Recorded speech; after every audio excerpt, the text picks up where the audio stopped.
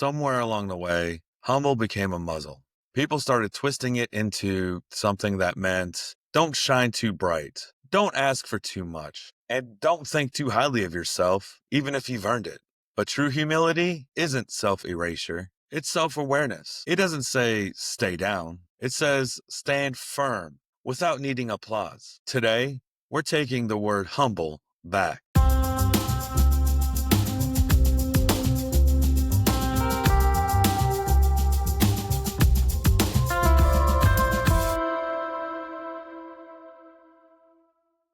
Welcome to Xero Meaning, where we unravel words, redefine perspectives, and empower healthy change. I'm your host, Xero, and in each episode, we explore a single word, its origin, how it's been shaped by time, and how it continues to shape us. Because the stories we attach to words often become the stories we believe about ourselves. Let's dig in. Let's start with the word's true root. Humble comes from the Latin word humilis, meaning low or of the earth, the same one we get human from. So to be humble was originally to be grounded, literally earthbound. It was a word that said, remember your place in the world, not beneath it. It spoke of groundedness, not groveling, presence, not passivity. Humility was once a healthy anchor. It kept you centered in something real. Over time, though, its soil got poisoned. In hierarchical societies, especially through the lens of institutional religion, military ranks, and strict family or workplace dynamics, humility became a control tactic. Instead of being what grounded it, it became a warning. Don't get too big. Don't outshine your boss, your pastor, or your parents. The word was weaponized, especially against those already marginalized. Women, children, the working class, BIPOC communities, even creatives. You hear it in phrases like, stay in your lane, or like, don't forget where you came from, or how about, you need to be more humble. Translation, don't disrupt the hierarchy.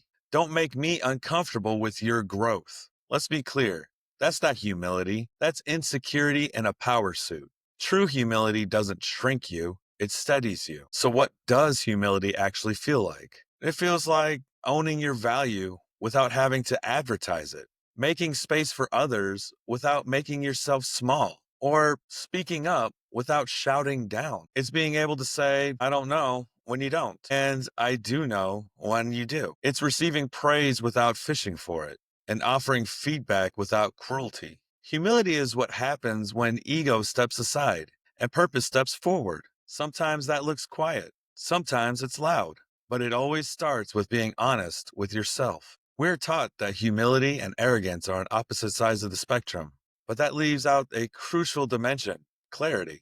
You can have clarity and humility. You can say, I deserve better, and still be humble. You can be firm, kind, and certain without being superior. The truth is, many of us confuse humility with self-neglect, people-pleasing, or like apologizing for existing. But humility isn't martyrdom. It's presence. It's showing up fully as you are, not trying to be smaller so someone else feels bigger.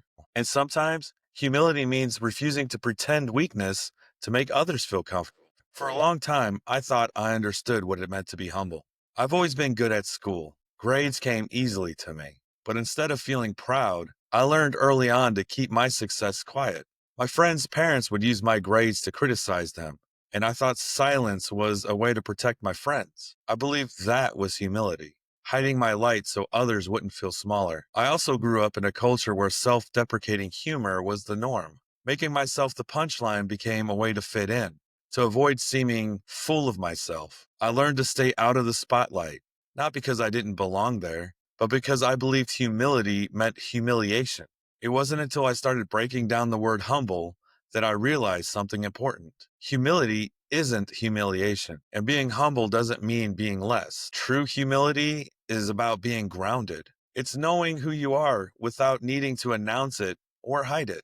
It's about shining without making others feel they can't. And the truth is, we can all shine at the same time. That realization changed how I see myself and how I move in the world. At Xero Meaning, the words we reclaim become seeds we plant. And that's what Scone and Scribe is all about. Visit sconeandscribe.com to find grounding in the form of poetic journals, soul-rich affirmations, and wearable truths. Each piece is crafted to help you return to yourself, not the self others want you to be, but the one you're rediscovering daily. Want poetry that doesn't sugarcoat the journey, but honors the strength it takes to keep going? Check out the shop on Etsy, where raw honesty meets beautiful design, and healing is always welcome. Join the community on Facebook too, because humility isn't about isolation, it's about connection, curiosity, and inner clarity. So here are some final thoughts I'd like to share on the word humility. Being humble doesn't mean walking with your head down. It means walking with your heart open. You are allowed to take up space. You're allowed to advocate for yourself. You're allowed to want better, do better, and be better without apologizing for the light you carry. So the next time someone says, be humble, remember, true humility isn't self-denial. It's self-respect without self-importance. That's it for today's episode of Xero Meaning, where we unravel words, redefine perspectives, and empower healthy change. Words shape the way we think, and the way we think shapes the way we live. So choose your words wisely, question what you've been told, and never stop seeking the truth beneath the surface. Until next time, stay mindful, stay curious, and keep redefining meaning.